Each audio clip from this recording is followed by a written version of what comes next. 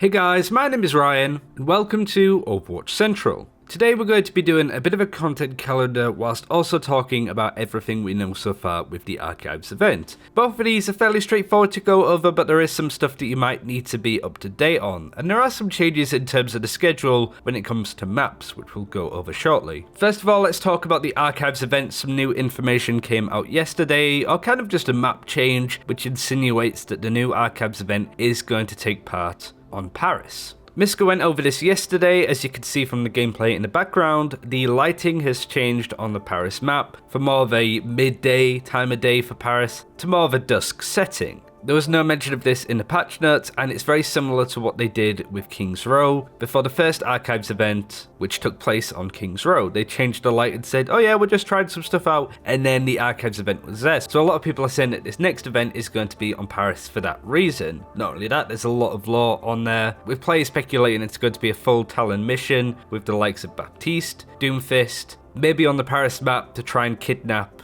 Widowmaker before she becomes Widowmaker. But we can go over the speculation very shortly. The first thing are the dates. These were leaked on the website with the Overwatch Retribution logo from the 16th of April to the 6th of May this year. Last year it was the 10th of April to the 30th, so the dates have in fact changed. One thing that got a lot of people concerned is that it was the Overwatch Retribution logo that was still on the page, so players including myself kind of assumed that this event might just be the exact same one as last year, because Blizzard have turned around and said that they are going to focus less on events, and they have done with the Winter Wonderland and Year of the Pig. They didn't put an awful lot of effort into new content there, just the skins. But these lighting changes on Paris has got a lot of people excited that we could see a new environment for this mission to take part on, and I guess most importantly have new people involved too. Speaking of which, that's also been a, in inverted commas, leaked bit of info. Most of you saw this picture beforehand where you can see 4 icons for the achievement in a similar style to previous Overwatch event achievements that suggest the skins. The most famous one that I can remember off the top of my head was the Halloween event last year, with this picture as you're seeing on screen. But lots of people pointed out that the format looks a bit off, and Miska has highlighted in previous videos how easy it is to try and replicate this formula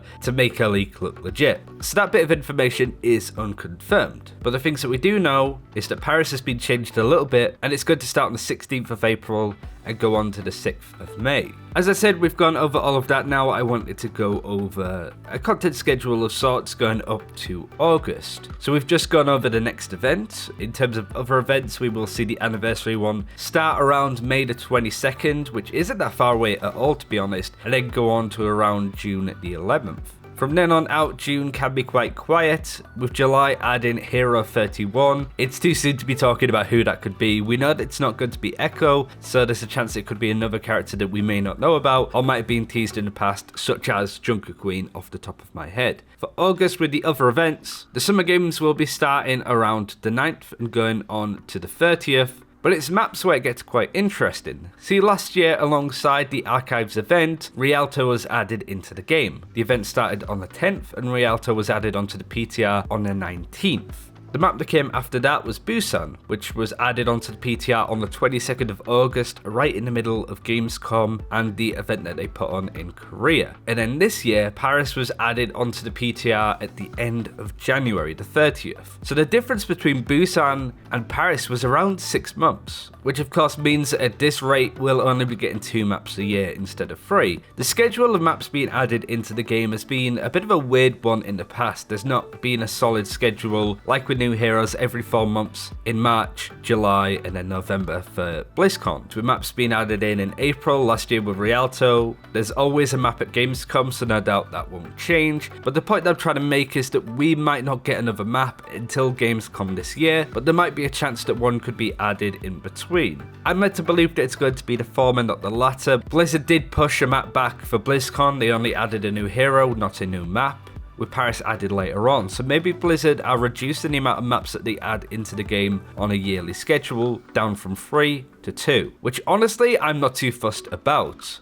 The maps are cool and all, but I don't think it's enough exciting content. Remember when Paris was added? Nobody really cared that much, did they? So all I'm saying is that the map schedule is a bit all over the place. The end of April would mark 3 months since Paris and 3 months till Gamescom, so maybe around the time of June we could be getting a new map, which lines up very nicely to the anniversary event. That's getting into speculation territory, but that's everything that we know so far, going off previous events, schedules that Blizzard aren't going to break with adding new heroes into the game, and of course the Archives event. At the end of this video, I wanted to give a shout out to HyperX. We've been working with them for quite some time. Both myself and Miska have got hands on the new wireless Bluetooth headsets, the Cloud Mixes, and they are really good. Actually, I've never had like a Bluetooth headset before, but this is out of its world with how quickly it can connect to my phone, my laptop.